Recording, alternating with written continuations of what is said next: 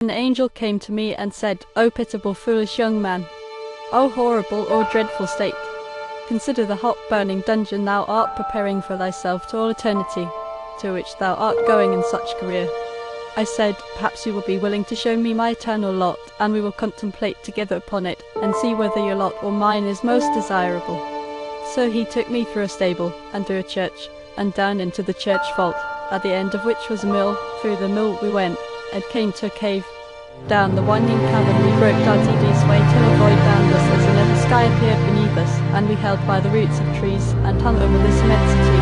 But I said, "If you please, we will commit ourselves to this void, and see whether Providence is here also. If you will not, I will." Was the answer. "Do not presume, O young man, but as we here remain, hold thy lot, which will soon appear when the darkness passes away." So I remained with him sitting in the twisted root of an oak. He was suspended in a fungus, which hung with the head downward into the deep. By degrees we beheld the infinite abyss, fiery as the smoke of a burning city. Beneath us at an immense distance was the sun, black but shining. Round it were fiery tracks on which revolved vast spiders, crawling after their prey, which flew, or rather swam, in the infinite deep, in the most terrific shapes of animals sprung from corruption, and the air was full of them, and seemed composed of them. These are devils, and are called powers of the air. I now asked my companion which was my eternal lot. He said, "Between the black and white spiders."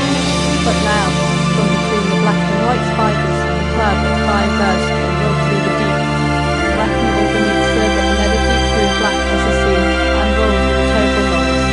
Beneath us was nothing now to be seen but the black tempest, till at least between the clouds and the waves we saw a cataract of blood mixed with fire, and not many stones broken must appeared and sunk again the scalable the monstrous surface. At last to the east, distant about 3 degrees, through the fiery crest above the waves, slowly it reared like a ridge of golden rocks, till we discovered 2 globes of crimson fire, from which the sea fled away in clouds of smoke, and now we saw it was the head of Leviathan.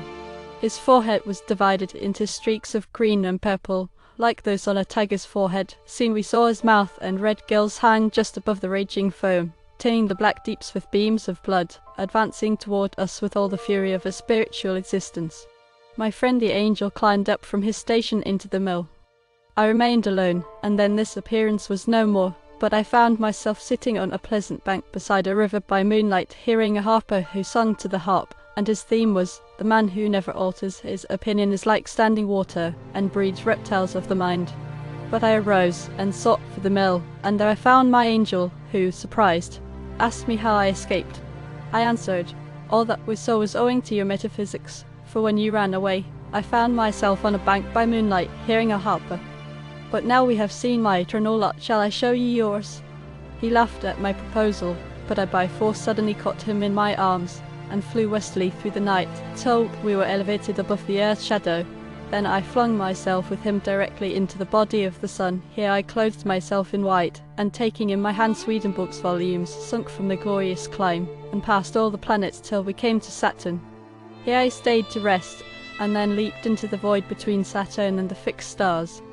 "Here," said I, "is your lot, in the space, if space it may be called." Soon we saw the stable and the church, and I took him to the altar and opened the Bible, and lo, it was a deep pit into which I descended, driving the angel before me. Soon we saw 7 houses of brick. One we entered. In it were a number of monkeys, baboons, and all of that species, chained by the middle, grinning and snatching at one another, but withheld by the shortness of their chains.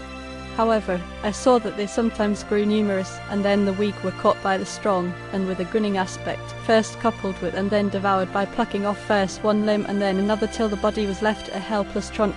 This, after grinning and kissing it with seeming fondness, they devoured too. And here and there I saw one savourily picking the flesh off his own tail. As the stench terribly annoyed us both, we went into the mill, and I in my hand brought the skeleton of a body, which in the mill was Aristotle's Analytics. So the angel said, "Thy fantasy has imposed upon me, and thou oughtest to be ashamed." I answered, "We impose on one another, and it is but lost time to converse with you whose works are only analytics. I have always found that the angels have the vanity to speak of themselves as the only wise. This they do with the confident insolence sprouting from systematic reasoning. Thus Swedenborg boasts that what he writes is new, though it is only the contents or index of already published books.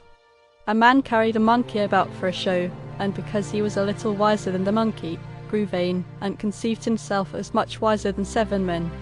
It is so with Swedenborg. He shows the folly of churches, and exposes hypocrites, till he imagines that all are religious, and himself the single one on earth that ever broke a net. Now hear a plain fact: Swedenborg has not written one new truth. Now hear another: he has written all the old falsehoods.